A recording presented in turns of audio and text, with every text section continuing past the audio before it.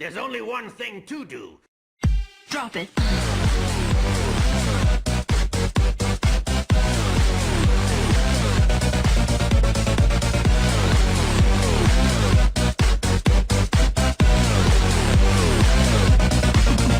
Yeah.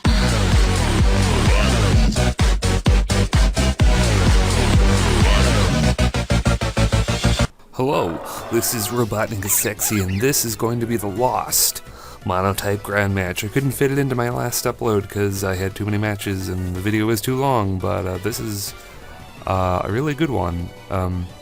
May have been the closest one I have or had on that fateful day when I did a bunch of Monotype battles. So anyway, Ambipom is going to come in, he's going to taunt me, fake me out, damage me slightly, and then Frapulicious. This Meloetta is going to trick me, but that's fine, I'll just kill him. So that seems like a huge waste of Meloetta. Someone I'm thinking about using more and underused because I'm trying to think about using a Ambipom centered team, which sounds crazy. But we'll get back to that later, much later. Nixon is in, going to go for that Stone Edge. Doesn't do much, but now he knows that I'm Scarfed, so he is scared out into Porygon 2. And I go into Marsquee, who I know I can take the anything, although, you know, if he does carry Toxic, that is extremely bad. Porygon 2 is very, very good with Toxic, and I think he does not carry Toxic, so that makes me a happy, happy camper. And speak of the devil, Toxic, there it is. Toxic the Chansey, which probably has the healing natural cure ability, so the Toxic just kind of forces a switch, which is fine as I switch into Gladys to get up those Stealth Rocks because I believe I am choiced and can't do anything else. And now I go into Mr. Pillow. Oh, he does carry Toxic, so I guess him not Toxicking the Gastrodon was kind of a misplay on his own part because that would have been really useful for him. But anyway, hey, you know, Landorus, apparently he is banned now, but according to his Smoke-On page, he's still overused, and Showdown let me use him the other day, so I don't know what the deal is. I'm going to crit that Porygon 2, which is totally a big deal. Definitely mattered, of course. I am going to go for the crunch on the Ambipom, hoping it would kill, but it doesn't kill, so it's a double down instead of me just killing it, which is a little annoying, but you know that Pokemon that's Uber? I'm gonna Death Fodder him right now, just so Mamoswine has that +0 attack. I do not want weakened attack on Mr. Plow because he is jolly natured, or she is jolly natured in this case, and I want all of the power to be able to take out these last two Pokemon. And I do not carry a fighting move, so I'm just gonna have to go for Earthquake. He plays kind of poorly in the end here, actually. He could have gone into the Chansey to Wish Protect, stall me with the Toxic, but I guess he doesn't have that. I guess he's just playing Stealth Rocks. But anyway, that's that match. And this is going to be a never-used match I had just last night / morning. It's my Articuno team, but I am testing out Specs PRO-bopass, and I just have to tell you guys, he is amazing. I'm going to bait him into using Magic Coat while I go for the attacking move instead, and because he's locked in and because I'm faster than him anyway, he's just going to Magic Coke again and take him out with Earth Power. Magic Coke, whatever. Let's go to wherever we are now. Mr. Pants is going to come into a Will-O-Wisp. I'm going to Thunder Wave his Mischievous, which is kind of a iffy move because he could carry Heal Bell. And now I'm going to critical hit his Alamamola with the Choice Specs Volt Switch. You guys can tell me in the comments if that mattered or not. I think he or she, the Alamamola, might have survived in the end, but I don't think it really mattered because I could have threatened him with Articuno. Even a resisted Ice Beam would do like a quarter or more because Alamamola has very weak special defense. So I'm just going to taunt this Mischievous and pretty much jack him up, and I'm going to Death Fodder Lipard and get Articuno in cleanly. Get that Hone Claws up as he is fully paralyzed, and that is pretty much a good game.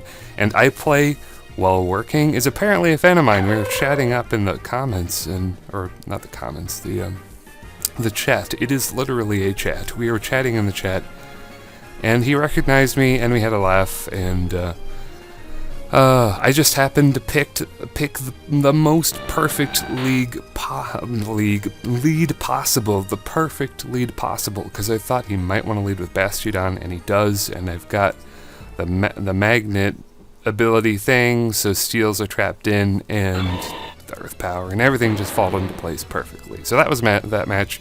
Very successful match. This is going to be an OU match I had yesterday as well. I'm pretty much just tinkering with this Weatherless OU team. Pretty much just a bunch of very quick things that tear up the metagame without using weather. Mamoswine is probably one of the biggest players, but I am trying out Choice Scarf Heatran, and I have him there just for Dugtrio, so I can kill Dugtrio. As long as I get Stealth Rocks up, Dugtrio is going to be wasted, as I can, flamethrower him and whatever. Now, I'm going to predict that Toxic go into Breloom, which is nice, because Breloom is not long for this world anyway. He's got Life Orb. He's not going to survive any attack anytime soon. But this Walmaria, this Pokemon, whatever this Pokemon is, Forretress, yes, this Forretress is a big pain in the ass because he keeps waking up and, I don't know, he just, I want to kill him so much that instead of going for Hidden Power Grass, which I actually carry now on that Scarf Heatran because this team needs a little bit more grass attacks. I do carry that. I could have maybe 2-hit KO'd him, Hidden Power Grass, but I'm so filled with rage from that Forretress, I'm going to overheat and crit him, and the Psyshock crit, surprised that killed, to be honest. Yeah, most Politoed are defensive in nature, and Psyshock hits defense, so a little surprised that killed, but that's fine. Gengar is going to show his Sash, which is funny, because it's Sash Alakazam versus Sash Gengar, which is very much a stalemate, and I'll just threaten him out. And then, again, Walmaria. I'm going to predict him to go into Ludicolo now, but he doesn't. He's going to get up entry hazards, which is like, So yeah, it's pretty much anyone's game at this point. I have taken down his weather guy to a crit, but because I don't have weather, his weather guy is basically fodder for any time. But because he is burned, I know that this is a good time to send in Gengar. And yeah, if he wants to Gyro Ball, that won't do anything. As I go for Disable on this Keldeo, because I am expecting it to be Choice Scarfed, because every Keldeo in the world is Choice Scarfed except for this one. The Disable fails and he gets a Calm Mind, so I'm going to have to deal with this, but I am going to get very lucky and get a bunch of special defense drops, and even without him I could have probably handled it because my Shadow Balls were doing a good amount, and once I do disable his Hydro Pump, then he's pretty much a sitting duck, and I can just Shadow Ball whatever, get up another sub. I decided to go for the offensive and Shadow Ball as he just goes for Calm Mind. And yeah, just getting the Spit F drop almost every turn, very nice. So I am going to hit Ludicolo, get another Spit F drop, and that is going to ensure the 2-hit KO, which means he's going to Death Fodder Keldeo. And yeah, that Spit F drop probably mattered, but really, I don't know. What would he have done? Leech Seed, maybe? I don't know. It's weird. But anyway, Baskin-Robbins is in. Gonna go for that Hidden Power Ice. Doesn't do much. This Fortress is living up to its name. I go for the Psyshock. It lives on 1%. He kills me with a Rapid Spin. Come on. And it's gonna be another double down. And now it's Mr. Plow. He's just gonna rip this game wide open because everything left on his team does not want to take a Never Melt Ice boosted Ice Shard, not even that Ludicolo, which doesn't seem to have leftovers from the looks of it. Very strange. I think it just says Rain Dish, so I don't know. He's just going to forfeit after I kill his dragon, and that's that. And now, the highlight of this upload, my tournament match. This is the NU tournament match, the Blaze King 24 tournament matches, my round 3. And things immediately are going to get dicey as he crits me on turn 2 with Earthquake. I'm not really sure it mattered. It might have mattered though, because Golem is defensive. I thought he would switch out his Armaldo, which is why I went for Stealth Rocks, so misplaying on the second turn, and the crit on top of that, not that great. And now I'm going to go into Oogway. His team is very, very defensive looking, even though he has 4 Pokemon weak to Stealth Rock. It's amazing. But every Pokemon he has can hit Exeggutor for super effective. And keep that in mind, because I should have Death Foddered Exeggutor at some point. But we'll get there. It's turn 7. I'm going to Rapid Spin. This Lapras is a big threat. I didn't think it would be, but it is. So I'm going to go Sunny Day with Liepard, and what's he going to do? Thunderbolt, I guess? I'm going to U-turn, go into Charizard. This is the big mistake of the match, as that Surf does a huge amount of damage. The sun is up. You're a Lapras. How? Now, how does it do so much damage? And then the Solar Beam doesn't kill. I don't know if that was max damage, min damage, whatever, but I'm just going to call that a misplay on my part. I should not have U-turned into a Surf. I thought he would go Ice Beam.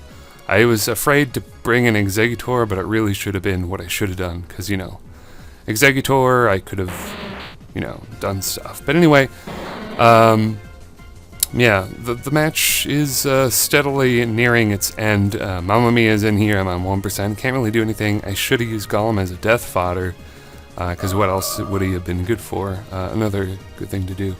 And Boy George is in. I'm just going to go for the Thunderbolt, because I'm too afraid of that Mandibuzz, because Mandibuzz is never used now. I don't usually fight them, but I used one all the time in early RU like a year ago, and just wrecked heads. And yeah, should have gone for Thunderbolt here, but I thought it would be try to be clever and trick off his leftovers, and you know.